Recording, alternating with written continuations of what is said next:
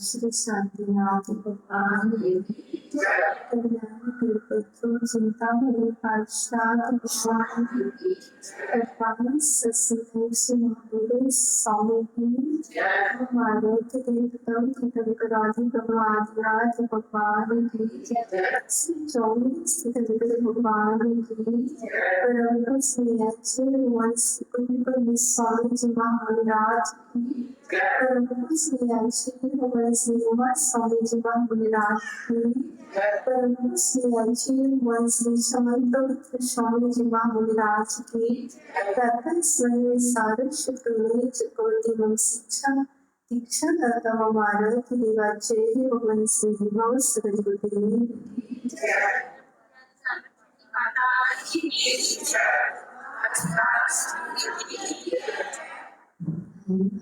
स्वागत है आप सभी का संध्याकालीन सत्र में करेंगे माझी वाणी के स्थान। आज को विषय दिया गया है दान, दान और धन की धनवान और धनी धर्म की ओर अग्रसर। दान दान क्या मोक्ष का कारण है? क्या धन ही लग सकता है? यस। अब बात आती है धनहीन और धनवान, धन की ओर अग्रसर कैसे? दान करना बात अलग है, धन प्राप्त होना पुण्य की बात है और धन की प्राप्ति न होना भी पाप करना है। बराबर। धन मिला है तो पूर्व पुण्य की योग से, धन नहीं मिला तो पूर्व पाप कर्म के योग से। धन होना बात अलग है, लेकिन धर्म बुद्धि होना बिल्कुल अलग है। क्योंकि धन तो बहुत सारे लोगों के पास है, क्या उस धन का उपयोग वो धर्म के लिए कर पा रहे हैं? नहीं ना, क्योंकि पुण्य के योग से प्राप्त होती है। समय तो सबके पास है, कि समय का सदुपयोग सब कर पा रहे हैं। देखो, कुछ मोबाइल में लगे हुए घंटे बैठे हैं, कुछ टीवी चालू करके बैठे हुए हैं, कुछ वॉक कर रहे हैं, कुछ गप्पे कर रहे हैं, कुछ इधर उधर की बातें कर रहे हैं। समय तो सबके पास है ना। और जिसके पास धन नहीं है वो सिर्फ इसमें लगा हुआ कि चलो भाई धन आ जाए, उसके लिए परिश्रम कर रहा है। लेकिन धनवान के लिए धन बुद्धि होना चाहिए, उसके लिए भी पुण्य चाहिए। और धनहीन कैसे धर्म करे, धर्म की ओर अग्रसर कैसे हो? तो देखिएगा, परिश्रम मात्र करने से धन नहीं आता। तो ये सोचिए कि हम 24 घंटे परिश्रम करते रहे, मेहनत करते रहे, धन आ जाएगा? नहीं आएगा। परिश्रम के साथ साथ परमात्मा के चरणों में आकर के भी यदि वो धनहीन पुरुषार्थ करेगा तो उस धनहीन का भाग कब बदल जाएगा इसकी कोई गारंटी नहीं है। मैं आपको एक संस्मरण सुनाना चाहूंगी, जीवित जागृत संस्मरण है। मैंने स्वयं देखा है जिनको, जो आदर्श रहे बाबा जी 12 वर्ष की आयु थी। एक बाबा जी का संस्मरण है। और बीना का नाम आपने सुना होगा, बीना जंक्शन ही है, सुना है, कभी गए भी होंगे? नहीं, बीना 12 अलग है, सागर के पास बीना है, वहां का नाम सुना होगा। हाँ जी, गुना वहां पर पूज्य आचार्य भगवान हमारे परदादा गुरु वात्सल्य रत्नाकर विमल सागर जी महाराज बीना आए हुए थे। एक नन्हा सा बालक 12 वर्ष का था और पूज्य आचार्य भगवान श्री विमल सागर जी महाराज का बिहार होने वाला था। और उस नन्हे से बालक ने पूज्य विमल सागर जी महाराज जी का कमंडल हाथ में उठा रखा था और बिहार के लिए वो बालक चल रहा था। पूज्य आचार्य भगवान विमल सागर जी महाराज ने पूछ लिया, बेटा तुम्हारे माता पिता माँ का नाम क्या है? बेटा उदास हो गया और आंखों से थोड़ा सा पानी निकला।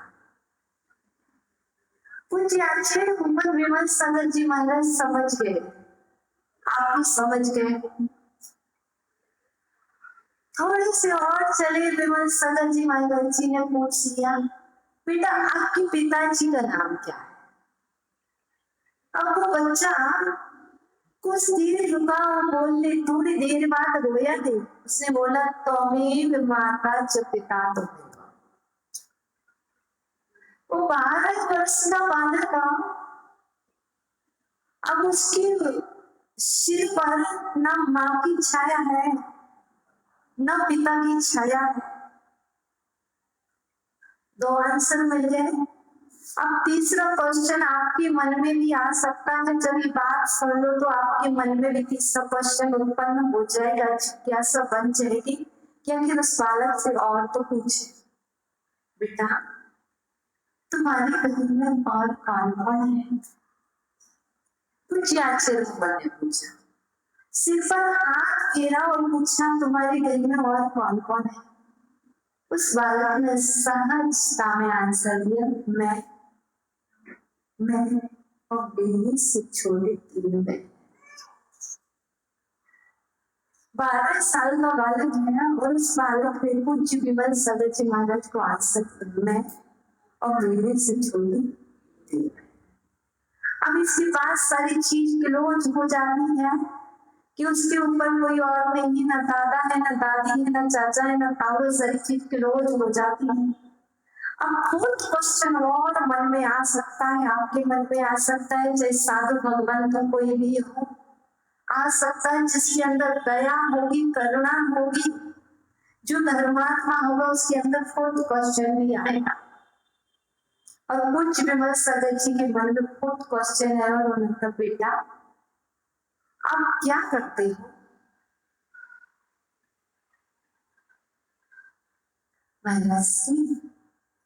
मैं एक दुकान पर जाकर के चाय की कप प्लेट धोता और मुझे 2 रुपए मिलते हैं पूरे दिन। उस बालक की सत्य घटना है। जब वो बालक बड़ा हुआ, उनके क्या नियम थे मेरे मुंह से, इसलिए मैं बता रही। 2 रुपए मिलते हैं, सोचिए। और वो 2 रुपये मिलने वाला बालक पूज्य विमल सागर जी महाराज का कमंडल लेकर के बिहार में चलने के लिए तैयार है। सोचिएगा, विचार कीजिए एक बार। और 2 रुपए पहले के समय में भी 4 लोगों का पालन करना दोनों टाइम का नहीं होता था। और उस बालक ने अपने बताई कैसे 2 रुपए से कैसे चलाते हो घर पे क्वेश्चन। महाराज जी 2 रुपए में जो आता है चावल लाते हैं, जो भी आता है ले आता हूँ। कभी सुबह का पेट भरता है, कभी शाम को भूखे सो जाता हूँ, बहनों को जैसा बनता वैसा खिला देता हूँ। फिर भी महाराज सामने एक चीज उस बालक से कहना, बेटा एक काम कर, एक नियम लो, प्रतिदिन मंदिर जाएंगे और मंदिर जाकर के पूजा करें। कुछ भी मन संगत जी को सब कुछ पता था। उसके बाद उस बालक से क्या, बेटा नियम लो, प्रतिदिन मंदिर जाएंगे और भगवान की पूजा करेंगे, वो भी अपनी तरफ से। उस बालक ने किंतु परंतु कुछ नहीं कहा। जी महाराज सोचिए ना, 2 रुपए मिल रहे हैं, 2 रुपए में 4 लोगों का पेट एक टाइम का भरता है, कभी दोनों टाइम का, कभी नहीं भरता, भूखे सो जाते हैं वो चारों बच्चे। और उस बालक के लिए पूज्य आचार्य भगवान ने कहा, बेटा एक नियम ले लो। उस बालक ने सहज स्वीकार कर दिया और जो भी वो सामग्री लाता होगा और वह मुट्ठी व द्रव्य ले जाकर के भगवान की पूजन करता है। 2 3 दिन 4 दिन बीतते हैं। उस बालक के लिए नगर में बहुत सारे लोग होते हैं, बड़े बड़े बहुत सारे व्यापारी होते हैं। एकदम से एक बारदाना वाला आता है और उस बालक पर दृष्टि जाती है और उस बालक से कहते हैं, बालक हमारा ये माल ट्रक लेकर के आए थे कोई कोलकाता से, हमारा ये माल सेल नहीं हो रहा है, तुम इसको रख लो, इसको सेल कर ले। हम कैसे रखें, हमारे पास कुछ नहीं है। फिर भी वो बालक के लिए वो जबरदस्ती वो व्यापारी आकर के उस बालक के लिए वो पूरे ट्रक का माल छोड़ जाता है। आप सेल करिए, बताइए कौन कर रहा है। और वो बालक सेल कर रहा है, लेकिन देखिएगा किस्मत भी क्या होती है, भाग्य भी क्या होता है, क्योंकि धर्म में कैसे लगे धनहीन है और संस्मरण इसलिए सुना रहे, हो सकता है किसी के मन में कोई चीज चल रही और वो बालक के लिए वो पूरा एक ट्रक माल रख दिया जाता है। वो बालक जैसे तैसे सेल करने के लिए करता है, लेकिन रात्रि होती है और रात्रि में जहां पर वो माल रखा होता है वहां पर आग लग जाती है। क्या वहां पर आग लग जाती है, जब भाग्य में नहीं होता है लोग सोचते हैं, लेकिन ऐसा कुछ नहीं, आग लग जाती है और वो माल पूरा जल करके राख हो जाता है। अब बेचारा वो बालक बूढ़ा बिलख रहा है और समाज के लोग और नगर के लोग उस व्यापारी को कौन लगाते, कहा था ना उस बालक को मत कुछ दो, वो अनाथ है, जिसके माँ बाप पिता नहीं, उसको कौन होगा, क्या करेगा वो। और लोग बहुत सारे फोन लगा लगा के उसको भटकाते हैं।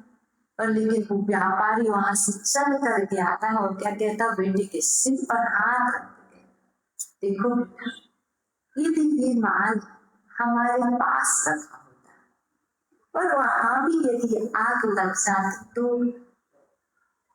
वो व्यापारी क्या कह रहा है, ये माल हमारे घर पर रखा होता और आग लग जाती तो क्या होगा।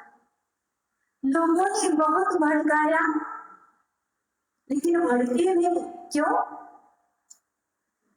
संशय नहीं किया, गुरु के वचनों पर तत्काल संकल्प को स्वीकार किया। अब गुरु कृपा बरस रही है। वो व्यापारी आया, बारदाना का व्यापार समझते ही आप, नमक की बोरी खाली हो जाने, ये हो जाने, वो सेल करना ही सारी चीज अब चाहते, कोई बात नहीं। लेकिन अब उस व्यापारी ने समझा दिया उस बालक, और वो बहुत बड़ी नमक का व्यापार करता करता था वो व्यापारी। उसने कहा अब नमक का ट्रक, और वो नमक का पूरा ट्रक उस व्यापारी ने फिर उतार दिया और कहा बेटा तुम इसको सेल कर। और वो नमक को सेल करते करते आज भी नमक असील चंची नमक वाले के नाम से आज भी यदि आप बीना शहर जाएंगे तो वहां पर फेमस है। अब तो 2017 में उनकी डेथ हो गई है, समाधि मरण हुआ, लेकिन गुरु कृपा ऐसी वर्षी कि उस बच्चे ने आगे चल के अपनी तीनों बहनों की शादी भी की, स्वयं की भी शादी हुई, और सारे बच्चों की आज भी फैक्ट्री है, किसी की सतना में है, किसी की रीवा में है, सब कुछ। एक दिन खाने के लिए नहीं था। और जब हमने 2012 में जयपुर में उन दादाजी को देखा, 2012 में पूज्य गुरुदेव का चातुर्मास जब शक्ति नगर हुआ, तो जब वो पूज्य गुरुदेव के चातुर्मास में आए तो आपकी तरह दर्शन नहीं, पहले एक मुट्ठी चावल से पूजा की थी, और जब वो गुरुदेव के पास आते थे तो अपने पॉकेट से गोल्ड और सिल्वर की द्रव्य निकालते थे और ऐसे चढ़ाया करते थे। मैं नहीं देखा। और वो सामान्य नहीं, वह एक दिन वो सिंह दादाजी संगीत शिखर जी प्रत्येक वर्ष 1000 लोगों को ले जा करके सिद्धि चक्र विधान कराया। उन्होंने कई पंचकल्याण कराए, कई कल्पत्रु महामंडल विधान कराए, सभी साधु संघों में वैयावृत्ति की, प्रत्येक मंत्र की कोई न कोई व्यवस्था संघों में संभाली, उनकी ओर से सभी संघों में आहार चर्या चली। और उन्होंने अपने जीवन में 7 प्रतिमाओं को धारण किया, और उन्होंने अपने जीवन में घर में रह के 23.5 घंटे मौन रहे। जब हम उनके घर गए बिना 2011 में, और उनका नियम था यदि कोई त्यागी व्रती बिना शहर में आएंगे तो संपूर्ण शहर के 10-15 मंदिर में नंबर लिखा और सबको बिना कुछ सोचे समझे मेरे घर ले आना, उनका भोजन मेरे घर होगा। और जब वो 8 घंटा 23.5 घंटे का मौन, वो 30 मिनट हम यदि बोलेंगे तो त्यागी व्रती साधुओं से बातचीत करेंगे, बाकी नहीं किसी से बात करेंगे। और आज जब उनके घर गई तो उनकी बहुएं 3-4 बहुएं एक साथ वो तरसती थी, क्या तरसती थी कि दादाजी कब बोले, कब कोई व्रती आए, और कब दादाजी बोले, और वो एक साथ बैठ कर के दादाजी की आवाज को सुनने के लिए बैठ जाती थी। अगर सोचिएगा कि धनहीन इतना धनवान और ये अचिंत धन आया कहाँ से। आप सभी के लिए संस्मरण इसलिए सुनाया गया है, संशय के झूले में नहीं, विशुद्धि के झूले में झूलो। धनवान भी चलेगा तब भी लंगड़ी ही लगेगी, धनहीन ही चलेगा तब भी लकड़ी लगेगी। धनवान चलेगा तो काला धुआं निकलेगा, और धनहीन चलेगा तो काला धुआं निकलेगा। धनहीन को ले जाएंगे तो 4 लोग उठा करके ले जाएंगे, और धनवान को ले जाएंगे तो 4 लोग उठा करके ले जाएंगे। धनवान का पेट भरेगा तो रोटी दाल सब्जी से भरेगा, और धनहीन का पेट भरेगा तो रोटी दाल सब्जी से भरेगा। फिर तुम क्यों इतना धर्म करने से डरते हो? जिस दिन इस सब को समझ लोगे उस दिन दिल और दिमाग से सब कुछ फिजूल की बातें निकाल लोगे और आंख बंद करके परमात्मा के चरणों में दौड़े चले आओगे और धर्म करने लग जाओगे। क्या होगा करेगा भगवान जाने। कौन पालेगा? भगवान पालेंगे। मैं कुछ नहीं करने वाला, जो कुछ हो रहा है तुम्हारे पुण्य से हो रहा। इसलिए तो धर्म है, क्योंकि धनहीन कैसे लगे, माइंड को फ्रेश करे, पवित्र करे, तन को पवित्र नहीं मस्ती को पवित्र करो और धर्म में लगो।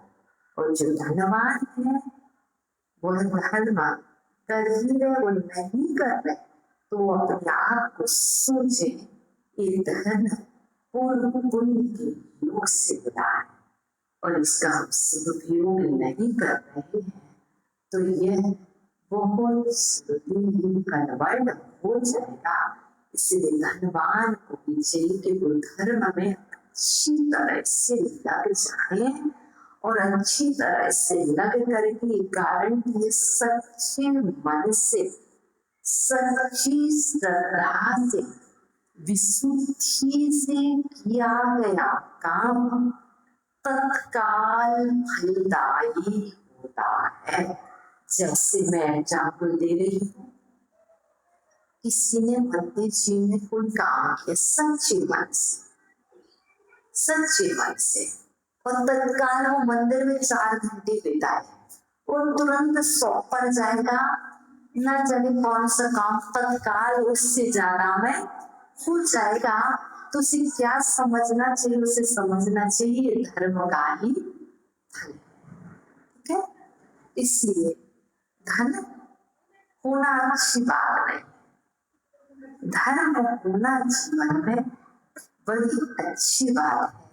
जिसके जीवन में धर्म है उसके जीवन में तो धन कहाँ से आ जाएगा इसकी कोई भी पता नहीं है। कि कमंडल उठाया था और कोठियां बन, क्या कमंडल उठाई थी कोठी की कोठी भर गई। ये मत सोचो कि कमंडल उठाना ही का काम है, नहीं, श्रद्धावान का काम है कमंडल उठाना। और कमंडल उठाने वाले पर यदि वरद हस्त हो गया तो पता नहीं वो है कब मोक्ष में लग करके। और वो दादाजी ने अंत समय में 7 प्रतिमाओं को धारण करके मोक्ष मार्ग की दूरी को तय किया। और मैं आपको बता दूं, बच्चों ने दीक्षा नहीं दिलाई।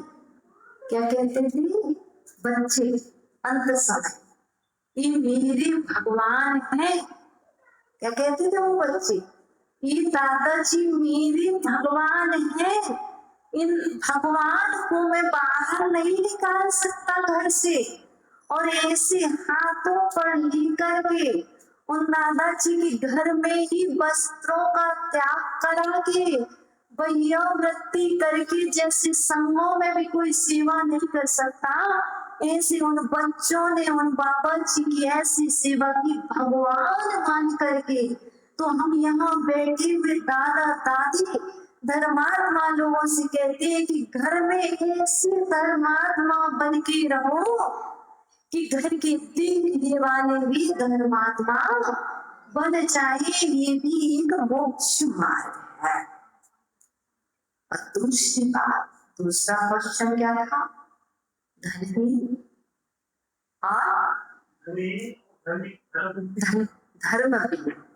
धर्मी और धनवान मोक्ष की ओर अग्रसर कैसे?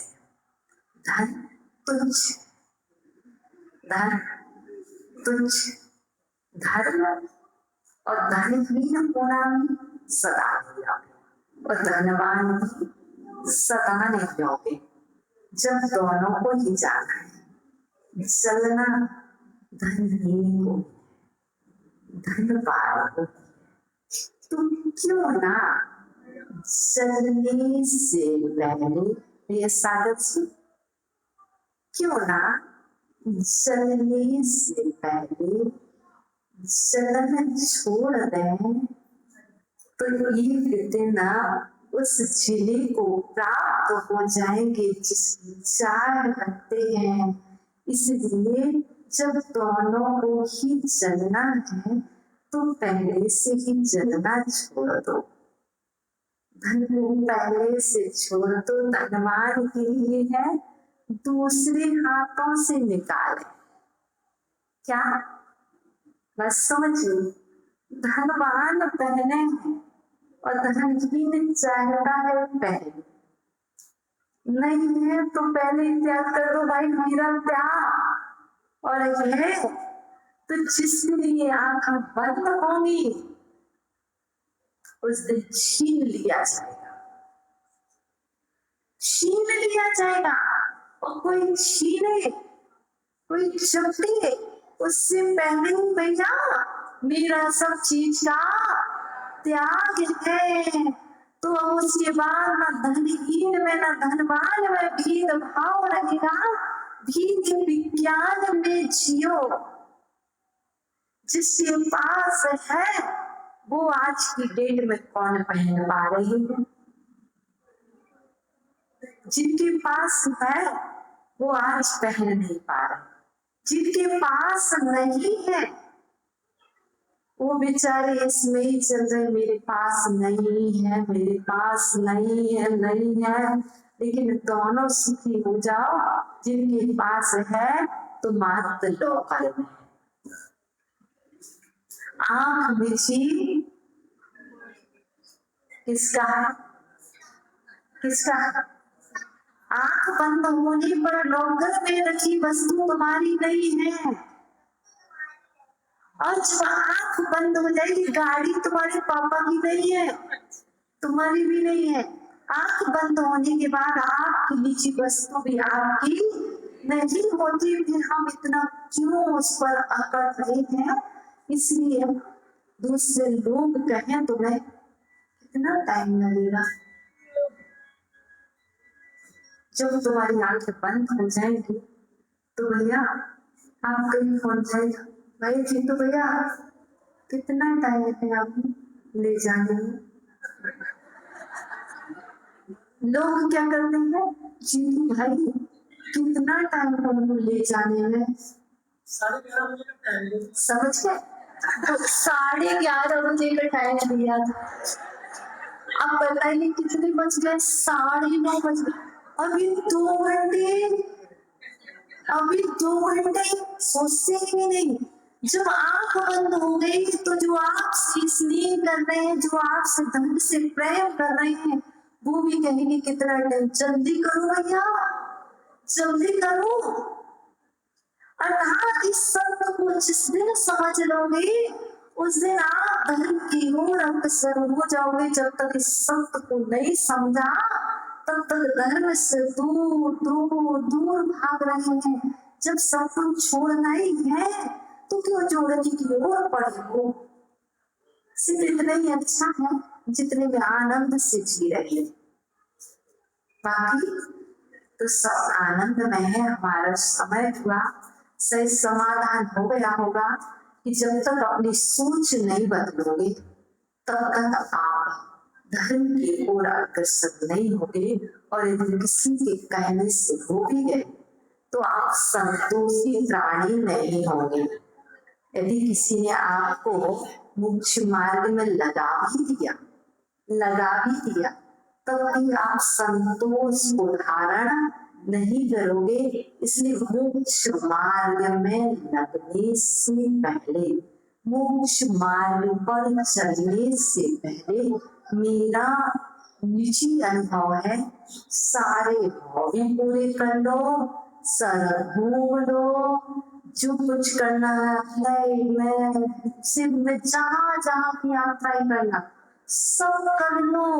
उसके बाद यदि मोक्ष मार्ग में लगो तो विकल्प ना हो, कोई यात्रा का भी विकल्प ना हो, मात्र अंतर की अंतरात्मा की यात्रा हो। तुम तो यदि कोई इच्छा अभिलाषा शेष रह गई तो सब कुछ व्यर्थ है, दिखावा है, ड्रेस और ये एड्रेस है मात्र पिच्ची कमांडर और एक हाइट साड़ी एक ड्रेस की एड्रेस होगा। लेकिन अंतरंग वस्तुता क्या है, इसलिए मैं सबको कहती हूँ कि अभी पहले अपनी सारी चीजें अपने सारे सपने पूरे करो, उसके बाद इस मोक्ष मार्ग में लगो ताकि संतुष्ट रहो, फिर यात्रा का आनंद लो निर्विकल्प होकर के। इसलिए धर्म में कौन लगता है, जो निर्विकल्प होता है वो निर्ग्रंथ होता है, और जो निर्ग्रंथ होता है वही फिर आराम मिलने को प्राप्त होता है। इसलिए निर्विकल्प निर्ग्रंथ आराम मिलने को प्राप्त होने के लिए आप अपनी सोच को पवित्र रखें। तो आप हम भी निर्विकल्प हों, हम भी निर्ग्रंथ हों, है ना। त्याग तो करा ही चाहिए माता जी ने अभी, अब क्या, तो निर्विकल्प रहना, निर्ग्रंथ रहना। रात्रि में जब भी सो तो मैं पहले यहाँ पर प्रतिक्रमण करा देती हूँ, और सोने से पहले सब चीजों का त्याग कर लेना, ठीक है। और यदि रात्रि में तुम्हारा मरण हुआ तो पहले सोच के मैं आराम निलय को प्राप्त हूँ, अर्थात मैं सिद्धालय रूपी घर में जन्म लूं, इसलिए मैं प्रतिक्रमण कर रहा हूँ। तो करें, आराम निलय में चले उपाय बताओ, बोलो ना। मैं सभी जीवों को जानता हूँ, गरीब को नहीं करना, करोगे, अमीर को नहीं करना, करो। सभी जीव मुझे चाहें, मेरी सभी जीवों से मिटना है, किसी से भी डरना नहीं है। रात्रि में गुड नाइट करने से पहले, गुड नाइट कहने से पहले प्रतिक्रमण कर लेना। बेड पर बैठ करके देखो, कोई करे या ना करे, आप बोल के करना, ठीक है ना, बोल के करना, बच्चे देखेंगे और सीखेंगे, ठीक है। हे भगवान यदि मेरे द्वारा अज्ञान की वश करके, अहंकार की वश करके अपराध हुआ हो,